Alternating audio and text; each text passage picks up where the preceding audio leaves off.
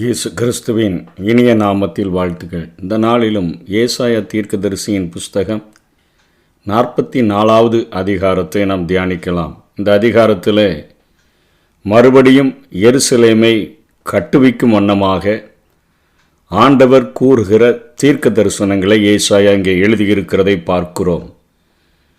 முதல் 2 வசனங்களிலே, இப்பொழுதும் என் தாசனாகிய யாக்கோபே, நான் தெரிந்து கொண்ட இஸ்ரவேலே கேள், உன்னை உண்டாக்கினவரும் தாயின் கற்பத்தில் உன்னை உருவாக்கினவரும் உனக்கு துணை செய்கிறவருமாகிய கர்த்தர் சொல்லுகிறதாவது, என் தாசனாகிய யாக்கோபே, நான் தெரிந்து கொண்ட யெசூரனே, பயப்படாதே. இது நம்மை தனித்தனியாக அழைத்து ஒவ்வொருவரையும் தேற்றுகிறது போல இந்த வசனங்கள் காணப்படுகின்றன.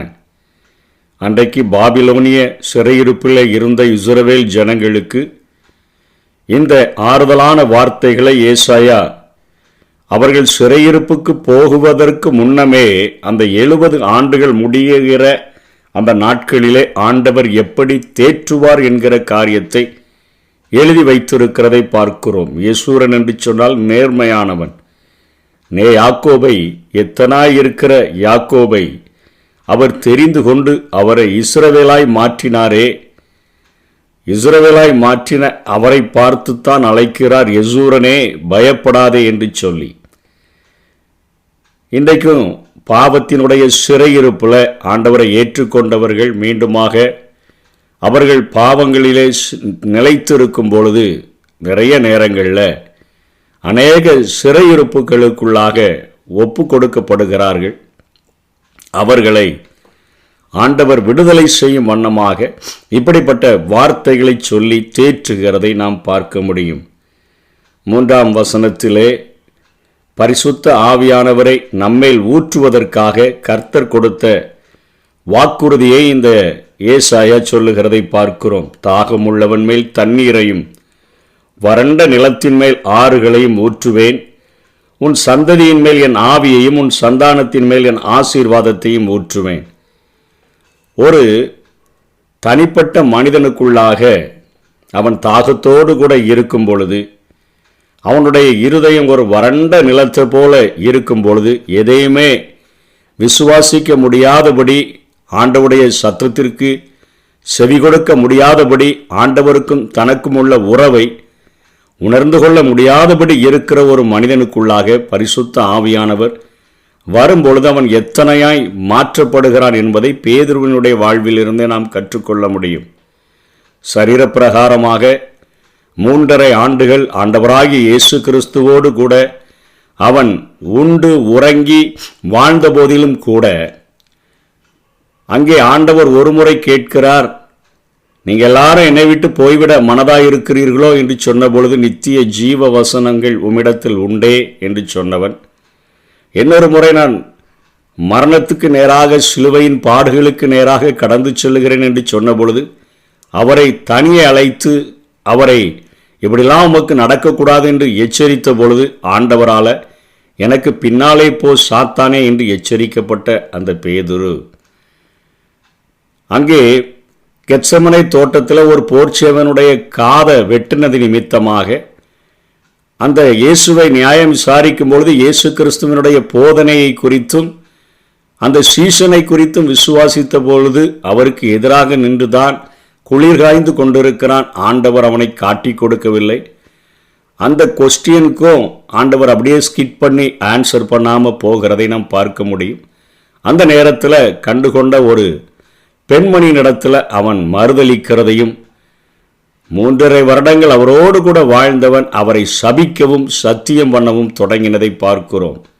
மீண்டுமாக ஆண்டவருடைய பார்வை அவன் மேலே விழுந்த பொழுது அத்தனையாக மனங்கசந்து அழுது தன்னை ஒப்பு கொடுத்திருந்த போதிலும் கூட, உயிர்த்தெழுந்த இயேசுவை தரிசித்த பின்பாகவும் கூட அந்த மற்ற அவனோடு கூட சேர்ந்தவர்களை கூட்டிக் கொண்டு அவன் கடலுக்கு மீன் பிடிக்க சென்றதை பார்க்கிறோம். மறுபடியும் இயேசு கடற்கரையிலே வந்து அவனை சந்தித்து பொரித்த மீன்களையும் அந்த அப்பங்களையும் அவர்களுக்கு கொடுத்த பொழுதும், நீ எல்லாரிலும் என்னில் அன்பாயிருக்கிறாயா என்று கேட்ட போதிலும், நீர் எல்லாவற்றையும் அறிவீர் என்று சொன்ன போதிலும் கூட அந்த மேல் வீட்டறையில் 120 பேர் காத்திருந்து பரிசுத்த ஆவியானவரை பெற்ற பின்புதான் அவனுடைய வாழ்க்கையில் ஒரு முழுமையான மாற்றம் வந்ததை நாம் பார்க்க முடியும்.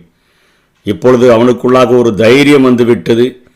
11 பேரோடு கூட எழுந்து நின்று அவன் சொல்லுகிறான், நீங்கள் கொலை செய்த இயேசுவை அவர் உயிரோடு கூட எழுப்பினார், சிலுவையில் நீங்கள் அறைகிறதற்கு ஒப்பு கொடுத்தீர்கள் என்று சொல்லி அத்தனை தைரியமாக பேசினான் அவனுடைய வாழ்க்கையில். அதற்கப்புறம் அந்த ஓட்டங்களே வித்தியாசமாக மாறிவிட்டதை நாம் பார்க்க முடிகிறது. அதே போலத்தான் இங்கே அப்போ லூக்கா 24 அதிகாரம் 49 வசனத்தில் இயேசு கிறிஸ்து வாக்கு பண்ணுகிறார், என் பிதா வாக்குத்தத்தம் பண்ணினதை இதோ நான் உங்களுக்கு அனுப்புகிறேன், நீங்களோ உன்னதத்திலிருந்து வரும் பலனால் தரிப்பிக்கப்படும் வரைக்கும் எருசலேம் நகரத்திலே இருங்கள் என்று சொன்னார். ஆண்டவராய் இயேசு கிறிஸ்து அந்த வார்த்தைக்கு காத்திருந்த பொழுதுதான் பேதுருடைய வாழ்க்கையில் மாற்றங்கள் வந்ததை நாம் பார்க்கிறோம். அப்போஸ்தலர் 1:5 ஆகையால் நீங்கள் எருசலேமை விட்டு போகாமல் என்னிடத்தில் கேள்விப்பட்ட பிதாவின் வாக்குத்தத்தம் நிறைவேற காத்திருங்கள் என கட்டளையிட்டார். இந்த ஏசாயா சொன்ன தாகமுள்ளவன் மேல தண்ணீரையும் வறண்ட நிலத்தின் மேல் ஆறுகளையும் ஊற்றுவேன், உன் சந்ததியின் மேல என் ஆவியையும் உன் சந்தாதனத்தின் மேல என் ஆசீர்வாதத்தையும் ஊற்றுவேன் என்று வாக்குறுளினாரே, அந்த என் பிதாவின் வாக்குத்தத்தத்தை பெறுகிற வரையிலும் நீங்கள் காத்திருங்கள் எருசலேமில் என்று கட்டளையிடுகிறதை பார்க்கிறோம். அப்போஸ்தலர் 2:33 அவர் பேதுரு சொல்றார், அவர் தேவனுடைய வலது கரத்தினாலே உயர்த்தப்பட்டு பிதா அருளின வாக்குத்தத்தத்தின்படி பரிசுத்த ஆவியை பெற்று நீங்கள் இப்பொழுது காண்கிறதும் கேட்கிறதுமாகிய இதை பொழிந்தருளினார் என்று அவர் பிரசங்கிக்கிறதை நாம் பார்க்கிறோம். இந்த தீர்க்க தரிசனமானது பெந்தேகோஸ்தே நாளில் ஒரு பகுதி நிறைவேறினது. யோவேல் 2 அதிகாரம் 25 29 வரையும் சொல்லப்பட்ட அந்த வசனத்தின்படி அது மாம்சமான யாவரின் மேலும் என்னுடைய ஆவியை ஊற்றுவேன் என்று சொன்னது போல உங்கள் குமாரரும் குமாரத்திகளும் தீர்க்க தரிசனம் சொல்லுவார்கள், உங்கள் வாலிபர்கள் தரிசனங்களை காண்பார்கள், உங்களுடைய மூப்பர்கள் சொப்பனங்களை காண்பார்கள். இன்றைக்கு எல்லா மூப்பர்களும் சொப்பனங்களை காண்பதில்லை, எல்லா வாலிபர்களும் தரிசனம் காண்பதில்லை, குமாரர் எல்லாரும் குமாரத்திகள் எல்லாரும் தீர்க்க தரிசனம் உரைப்பதில்லை. அந்த நாட்களில் இந்த தீர்க்க தரிசனத்தினுடைய ஒரு பகுதியானது அந்த முதலாம் சபை உருவாக்கப்பட்ட நாளிலே அது நிறைவேறியது. பின் நாட்களிலே இது முழுமையாக அந்த 1000 வருட அரசாட்சியில் நிறைவேறும் என்பதைத்தான் வேதம் நமக்கு அழுத்தமாக போதிக்கிறது.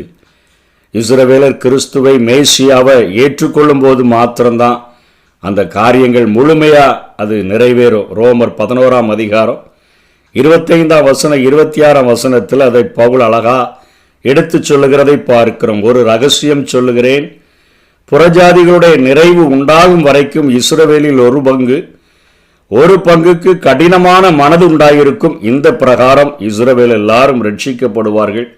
மீட்கிறவர் சியோனிலிருந்து வந்து அவபக்தியை யாக்கோப்பை விட்டு விலக்குவார் என்றும் எழுதியிருக்கிறது. அந்த 1000 வருட அரசாட்சியில் தான் இது நடக்கும். புறஜாதிகளுடைய நிறைவு இந்த சபையின் நாட்களில், இந்த கிருபையின் காலங்களில் அதில் ஒரு நிறைவு உண்டாகும். அதுவரைக்கும் இஸ்ரவேலர்களுக்கு அவருடைய மனதில் ஒரு கடின மனதாகத்தான் இருக்கும் என்று சொல்லி பவுல் எடுத்து ஆளுகிறதை நாம் பார்க்கிறோம். இந்த தேவனுடைய ஆவியானவர் ஒவ்வொரு மனிதன் மேலேயும் ஊற்றப்படும் பொழுது அவன் மீட்கப்படுகிறான், அவன் ஆசீர்வதிக்கப்படுகிறான். கனிகள் நிறைந்த வாழ்க்கை அவனுடைய வாழ்க்கையில் தொடங்க ஆரம்பித்து விடுகிறது. ஏசாயா 44 அதிகாரம் 5 வசனத்தில் அவன் எதை உணர ஆரம்பிக்கிறான்? நான் கர்த்தருடையவன் என்பதை உணர ஆரம்பிக்கிறான். தேவனுடைய ஆவி நம்மேல் ஊற்றப்படும் பொழுது நான் கர்த்தருக்கு சொந்தம் என்றும் அவர் நமது பரமபிதா என்றும் அவன் சாட்சி பகருகிறவனாக மாறிவிடுகிறான். நாம் தேவனுக்குரியவர்கள் என்றும் அவரது பிள்ளைகளுக்குரிய எல்லா உரிமையும் சுதந்திரமும் நமக்கு உண்டு என்ற தைரியத்தை முதல்ல ஆவியானவர் ஒவ்வொரு மனிதனுக்குள்ளேயும் உண்டாக்குகிறார். அவர்தான் நம்முடைய பரமபிதா. அவருடைய பிள்ளைகளுக்குரிய எல்லா உரிமையையும் அவர் நமக்கு தந்திருக்கிறார், சுதந்திரமும் நமக்கு தந்திருக்கிறார் என்கிற ஒரு தைரியத்தை உருவாக்குகிறதை நாம் பார்க்க முடியும். ரோமர் 8:16, 17 பவுல் இதை எடுத்து எழுதுகிறார். நாம் தேவனுடைய பிள்ளைகளாய் இருக்கிறோம் என்று ஆவியானவர் தாமே நம்முடைய ஆவியுடனே கூட சாட்சி கொடுக்கிறார். நாம் பிள்ளைகளானால் சுதந்திரருமாமே, தேவனுடைய சுதந்திரரும், கிறிஸ்துவுக்கு உடன் சுதந்திரருமாமே. இதுல இயேசு கிறிஸ்து நம்முடைய மூத்த சகோதரனாகவும் முதற் பேரானவராகவும், நாம் அவருடைய உடன் சுதந்திரராக, அவருடைய சகோதரனாக, ஆண்டவருடைய தேவனுடைய ஆசீர்வாதங்களுக்கு உடன் சுதந்திரராக இருக்கிறோம் என்று சொல்லி இங்கே பவுல் குறிப்பிடுகிறதை பார்க்கிறோம். மேலும் கலாத்தியர் 4:6 அவர் சொல்லுகிறார், மேலும் நீங்கள் புத்திரராய் இருக்கிறபடியினால் அப்பா பிதாவே என்று கூப்பிடத்தக்கதாக தேவன் தமது குமாரனுடைய ஆவியை உங்கள் இருதயங்களில் அனுப்பினார் என்று சொல்லுகிறதை பார்க்கிறோம். ஆகவே அப்பா பிதாவே என்று சொல்லி கூப்பிடுகிற ஒரு உரிமையை, ஒரு பிள்ளை என்கிற உரிமையை இந்த ஆவியானவரை நம்ம பெற்றுக்கொள்ளும் பொழுது ஆவியானவர் நமக்குள்ளாக இவ்வளவு நெருங்கிய ஒரு உறவை ஏற்படுத்துகிறதை நாம் பார்க்கிறோம். அடுத்தபடியாக அவர் விக்கிரகங்களை குறித்து இங்கே பேசுகிறதை பார்க்கிறோம். ஆண்டவர் இந்த கடைசி அதிகாரங்களிலே ஏசாயாவில் விக்கிரகங்கள் ஒன்றுமில்லை, விக்கிரகங்களில் வணங்குகிறவர்கள் எல்லாரும் வீணாயிராக இருக்கிறாங்க, சுரூபங்களை வணங்குகிறவர்கள் வீணராக இருக்கிறாங்க, நான் ஒருவரே, என்னை தவிர வேற தேவன் இல்லை, என்னை தவிர வேற இரட்சகர் இல்லை, என்னை தவிர வேற கண்மலை இல்லை என்று சொல்லியே எல்லா அதிகாரங்களிலும் பின்வருகிற அதிகாரங்களிலே அதை அழுத்தி பேசுகிறதை நாம் பார்க்க முடிகிறது. நான் முந்தினவரும் பிந்தினவரும் ஆதியும் அந்தமும் என்று சொல்லுகிறார். பூர்வ காலத்து ஜனங்களை ஸ்தாபித்து வரவழைத்த நான் தான் என்று சொல்லுகிறார். வேறொரு கண்மலை இல்லையே என்று பேசுகிறதை எல்லாம் பார்க்கிறோம். 9 18 வரையிலும் விக்கிரகங்களை உருவாக்குகிறவர்கள் வீணர்கள், அவைகள் ஒன்றும் காணாது, ஒன்றும் அறியாது, அதுக்கு ஒன்றே அறிந்து கொள்ள முடியாது, ஒன்றுக்கும் அவைகள் உதவாது என்று சொல்லியும், கொல்லன் இரும்ப அவன் எடுத்து அதை குரட்டில் தூக்கி வச்சு அதை உலையிலே காய்த்து கத்திகளினால் அதை உருவாக்கி தன் புயபலத்தினால அதை பண்படுத்துகிறான். பட்டினியாயிருந்து பலனற்று போகிறான், தண்ணீர் குடியாமல் களைத்து போகிறான். இவைகளெல்லாம் செஞ்சும் அவனுக்கு ஒரு ஆசீர்வாதமும் இல்லை என்று சொல்லி நம்ம இதற்கு முந்தின அதிகாரங்களிலே கொஞ்சம் பணம் படைத்தவர்கள் அவைகளை பொன் தகட்டினால் மூடி அவர்கள் உருவாக்குகிறார்கள். மற்றவர்கள் உளுத்து போகாத மரத்தினால தங்களுக்கென்று சூருபங்களை உண்டாக்கி வழிபடுகிறார்கள் என்று சொல்லி பார்த்தோம். அதே காரியத்தை தான் மீண்டுமாக ஏசாயா இங்கே சொல்லுகிறான். தச்சன் ஒரு நூலை பிடிச்சி குறி போட்டு உளிகளினால அதை உருப்படுத்தி மனுஷ சாயலாக அவன் உருவாக்குகிறான். இவர்கள் கேதுரு மரங்களை, மரங்களை, கர்வாலி மரங்களை, அசோக மரங்களெல்லாம் அவங்கள வளர்க்கிறாங்க. அப்புறம் அதை வெட்டி குளிர் அடிச்சதுன்னா காய்கிறதற்கு, குளிர் காய்கிறதற்கும் அதே கட்டைகளை பயன்படுத்துகிறார்கள். அப்பஞ்சுடுகிறதற்கும் அதே கட்டைகளை பயன்படுத்துகிறார்கள். அதனால ஒரு தெய்வத்தையும் உண்டு பண்ணுகிறார்கள். அதை ஒரு விக்கிரகத்தையும் செய்து அவைகளை வணங்குகிறவர்களாக இத்தனை நிர்விசாரமாக என் ஜனங்கள் காணப்படுகிறார்கள் என்று சொல்லி ஆண்டவர் எச்சரிக்கிறதை பார்க்கிறோம். ஒரு துண்டை அடுப்புக்கு எடுத்து பயன்படுத்துகிறார்கள், ஒரு துண்டை எடுத்து அந்த மரத்தின் இன்னொரு துண்டை எடுத்து இறைச்சி சமைக்க பயன்படுத்துகிறார்கள், இன்னொரு துண்டை எடுத்து பொரியல் பொரிக்கிறதற்காக பயன்படுத்துகிறார்கள், இன்னொரு துண்டை எடுத்து குளிர் காய்கிறதற்காக பயன்படுத்துகிறார்கள், மீதியான துண்டை எடுத்து தனக்கு விக்கிரக தெய்வமாக செய்து அதற்கு முன் விழுந்து கிடந்து அதை வணங்கி நீ என் தெய்வம், என்னை ரட்சிக்க வேண்டும் என்று அதை நோக்கி மன்றாடுகிறார்கள். இத்தனை ஒரு பரிதாபமான நிலைமையில் என் ஜனங்கள் காணப்படுகிறார்கள். அவர்களுடைய கண்களும் இருதயமும் அடைக்கப்பட்டிருக்கிறது. அடுப்பில் எரித்து தலையில அப்பஞ்சுட்டு இறைச்சியை பொரித்து புசித்து மீதிய விக்கிரகமாக்கலாமா, மரக்கட்டையை வணங்கலாமா என்று சொல்லுகிற ஒரு ஆண்டவர் அவர்களை பார்த்து அவர்களுக்கு சொரணையே இல்லை என்று சொல்லி பேசுகிறதை இந்த அதிகாரத்தில் ஏசாயா எழுதி வைத்திருக்கிறதை பார்க்கிறோம். அத்தனை எரிச்சல் உள்ளவராக ஆண்டவர் இங்கே பேசுகிறார். அதற்கு பின்பாகத்தான் சொல்லுகிறார், எருசலேமை நான் மீண்டும் அதை குடியமர்த்த வேண்டும். எப்பொழுதுமே ஆண்டவர் நேர்த்தியில்லாத மனிதர்களை அவர்களை நேர்த்தியான இடத்துல, விழுந்து போன இடத்துல அவர்களை மறுசீரமைப்பு செய்து அவர்களை அந்த இடத்துல உட்கார வைப்பதற்கு இன்றைக்கும் வாஞ்சை உடையவராக இருக்கிறார். அன்றைக்கு பாவத்தின் நிமித்தமாக, அக்கிரமத்தின் நிமித்தமாக பாபிலோனுக்கு சிறையாக கொண்டு போன ஜனங்களை மீண்டுமாக குடியமர்த்தும்படியாக 24வது வசனத்தில் இருந்து ஆண்டவர் பேசுகிறார். உன் மீட்பர் தாயின் கற்பத்தில் உன்னை உருவாக்கினவர் சொல்லுகிறதாவது, நான் ஒருவராய் வானங்களை விரித்து பூமியை பரப்பினவர். இவ்வளோ பெரிய வல்லரசுகிட்ட சிக்கிட்டோமே, யார் விடுதலை செய்யக்கூடோன்னு நீ நினைக்கலாம். நான் தான் உன்னை கற்பத்தில் உருவாக்கினவர், நான் தான் உன்னுடைய மீட்பர். நான் ஒருவராய் தான் வானங்களெல்லாம் விரித்து பூமியை பரப்பினவர். நான் கட்டுக்காரனுடைய குறிகளெல்லாம் அபத்தமாக்கி, குறி சொல்லுகிறவனை நிர்மூடராக்கி, ஞானிகளை வெட்கப்படுத்தி அவருடைய அறிவை பைத்தியமாக பண்ணுகிறவர். இன்னைக்கு குறியை கேட்குறேன், இன்னைக்கு குறி கேட்டு அவர்கள் ஞானிகள் என்ன சொல்கிறாங்க, அவங்க என்ன சொல்கிறாங்க, நிமித்தம் பார்க்கறது, இப்படிப்பட்ட காரியங்களெல்லாம் 4 நட்சத்திரம் பார்த்து இவைகள் விடுதலை செய்து விடுமோ என்று சொல்லி நினைக்கிறாய். அவைகளினால ஒரு காரியமும் நடக்கப் போவதில்லை, அவர்களுடைய வார்த்தையின்படி நடக்கப் போவதில்லை. ஆனால் என்னுடைய 26ஆம் வசனத்தில் ஊழியக்காரரின் வார்த்தைகளை நிலைப்படுத்தி என் ஸ்தானாதிபதிகளின் ஆலோசனையை நிறைவேற்றி குடியேற்றுவாய் என்று எருசலேமுக்கும் கட்டப்படுவீர்கள் என்று யூதாவின் பட்டணங்களுக்கும் சொல்லி அவைகளின் பாழான ஸ்தலங்களை எடுப்பிப்பவர் என்று சொல்லி தன்னுடைய பராக்கிரமத்தை குறித்து சொல்லுகிறார். எருசலேம் மீண்டும் குடியமர்த்தப்பட வேண்டும். பாழான இடங்களெல்லாம் ஒரு தண்ணீர் தடாகமாக மாற வேண்டும் என்கிறதுல அத்தனை வாஞ்சையுடைய ஒரு ஆண்டவர் தான் நம்முடைய ஆண்டவர். எப்படி இந்த உலகத்தை உண்டாக்கும் பொழுது அப்படியே தண்ணீரின் மேலே அசைவாடி கொண்டிருந்த பரிசுத்த ஆவியானவர் பொழிங்கின்மையும் வெறுமையுமாய் இருந்த அந்த பூமியை ஆண்டவருடைய இருதயத்துக்கு ஏற்றதாக நல்லதென்று காணும்படியாக உருவாக்கினாரோ, அதே போலத்தான் மீண்டுமாக எருசலேம் அழிக்கப்பட்டு தீக்கிரையாக்கப்பட்ட அந்த எருசலேமை அதன் ஸ்தானத்தில் கொண்டு வந்து நிறுத்தும்படியாக ஆண்டவர் இங்கே பேசுகிறதை பார்க்கிறோம்.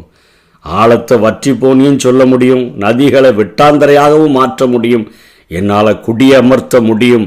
இவ்வளவு பராக்கிரமுள்ள ஒரு ஆண்டவர் நான் சொல்லுகிறேன் என்று சொல்லி தன்னுடைய ஜனங்களை இந்த வசனங்களின் மூலமாக திடப்படுத்துகிறதை பார்க்கிறோம். நம்முடைய வாழ்க்கையிலும் விழுந்து போன நிலைமையில், ஒன்றுமே இல்லாமல் பாழாக்கப்பட்ட நிலைமையில் இருந்தோன்னு சொன்னால் அவருடைய முகத்தை நம்ம தேடி பார்க்கும் பொழுது, அவருடைய ஆவியானவரை நமக்குள்ளாக பெற்றுக்கொள்ளும் பொழுது, எப்படி ஒழுங்கின்மையும் வெறுமையுமாய் இருந்த பூமியை நேர்த்தியானதாக ஆவியானவர் மாற்றினாரோ, அதே போல நம்முடைய வாழ்க்கையிலும் அவர் அசைவாடி நம்மையும் கனியுள்ளவர்களாக மாற்றி நம்மையும் ஆசீர்வாதத்தின் பாத்திரங்களாக அவர் உருவாக்க முடியும். அவருடைய கரங்களில் ஒப்பு கொடுப்போம். சிறையிருப்பை மாற்றி சிங்காசனத்தில் அமர வைக்கிற ஆண்டவருடைய கரத்தில் நம்மை அர்ப்பணிப்போம். கர்த்தர் தாமே நம்மை ஆசீர்வதிப்பாராக.